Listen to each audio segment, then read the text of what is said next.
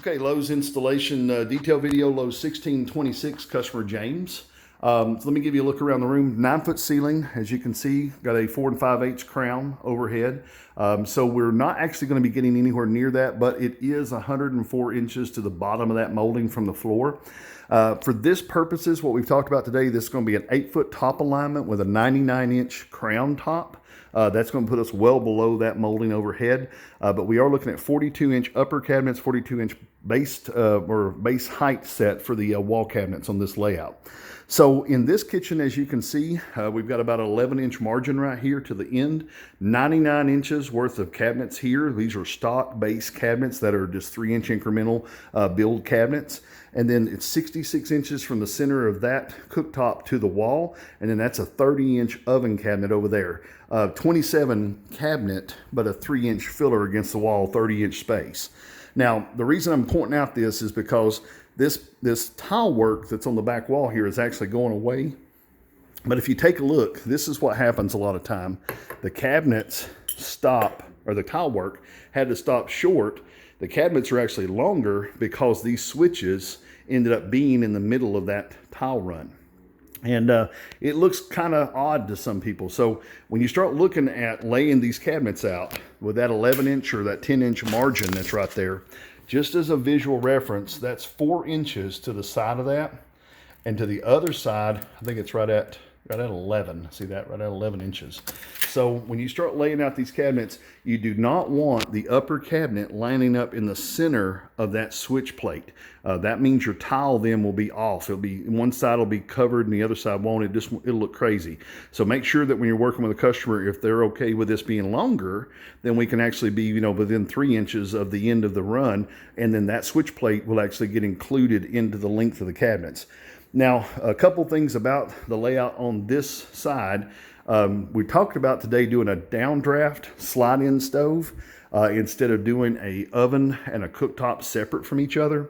And they would like to see that represented in a drawing. Now, of course, we do have now a 36-inch glass top and we have a 27-inch double KitchenAid oven. That's what we have now. The plan was to use those again, reuse those. But what we've been talking today as far as like the extra counter space that we could get and some of the extra storage and the cost of the cabinet itself, just besides the oven, talking about maybe making this a slide-in stove with a downdraft in the center of it. He would like to vent some of the odors and the steam and stuff outside.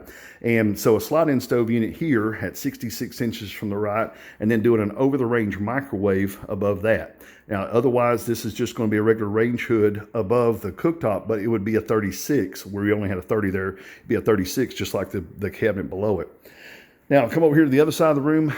This is probably what started the whole thing. New refrigerator, too tall. The cabinets were too low. Had to remove that cabinet up above that. One of the things we talked about today is this vent right here in the front.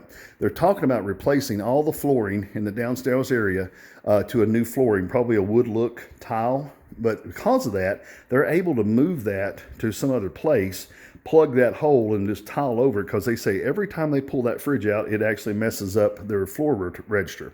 Well, if we moved it right over here on this side, this is just going to be either cabinet bases or it's going to be an oven again, and that would not have any problem. So just moving it from one side of the doorway to the other.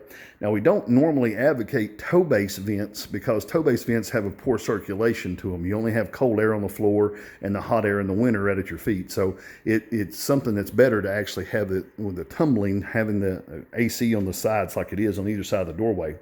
Now, the other thing we talked about was putting this with at least a 39-inch space here for this refrigerator. And also we talked about maybe a 9-inch cabinet or a 12-inch pantry over here to the left so that we can move this down and get more room for that door to open into that pocket, have plenty of room for that space. This thing is actually 36 inches wide, 70 inches tall, and 34.5 inches deep to the back of the door, 36.5 to the front of the door. Big refrigerator. But to make it where the doors will open wide enough for the crispers and everything to come out of it, it literally has to have a pocket for that to fall into on one side, or at least another 3 inches for it to open at 90 degrees. Now here on this one, we've got a peninsula turnout for the sink. We got a 36-inch sink base right here, a 3-inch filler. This one's a 21 base with a 3-inch filler. That's actually a blind base corner 45-48. It's actually a blind corner cabinet. There you go, back in there. And it pulls to 48 inches. Then you got your dishwasher set at 24, and then this right here is an 18-inch that's a variable width because of the sizes of the pieces. Now, instead of doing the microwave over here, we also talked about this microwave, which is 24 inches wide, 16.5 inches tall, and 21 inches deep. Using that in a shelf on the wall. That's another iteration of what we've spoke about today as far as maybe laying out the cabinets for that and putting it in a shelf overhead. Different things, like I say, but I'm giving you all the information so that when you start looking at this layout, you'll have plenty of things to talk about.